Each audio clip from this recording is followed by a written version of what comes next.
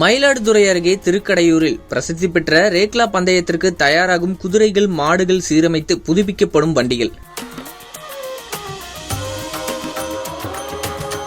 தமிழர் மரபை காக்க ஏழ்மை நிலையிலும் பந்தய குதிரை, மாடு வளர்க்கும் நெகிழ்ச்சி பயணம். மயிலாடுதுறை மாவட்டம் திருக்கடையூரில் ஆண்டுதோறும் பொங்கல் பண்டிகையை முன்னிட்டு காணும் பொங்கல் அன்று புகழ்பெற்ற குதிரை மற்றும் மாட்டு வண்டி பந்தயங்கள் நடத்தப்படுவது வழக்கம். இந்த பந்தயத்தில் மயிலாடுதுறை, நாகப்பட்டினம், தஞ்சை, புதுக்கோட்டை, மதுரை உள்ளிட்ட தமிழகத்தின் பல்வேறு மாவட்டங்களைச் சேர்ந்த மாடுகள் மற்றும் குதிரை வண்டிகள் பங்கேற்கும். இந்த ஆண்டு காணும் பொங்கல் அன்று ரேக்லா பந்தயம் நடைபெற உள்ளது.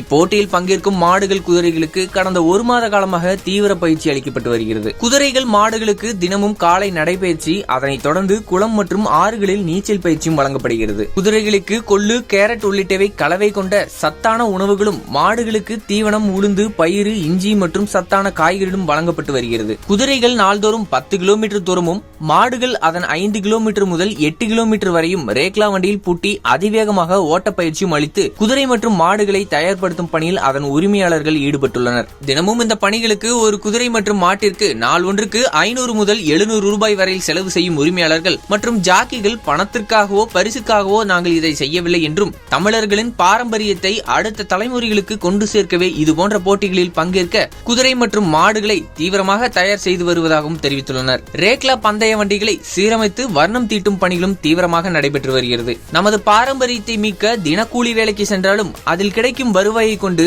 மாடு, குதிரைகளை பராமரிக்கும் திருக்கடையூர் பகுதி மக்களின் செயல் நம்மை நெகிழ்ச்சியில் ஆழ்த்துகிறது.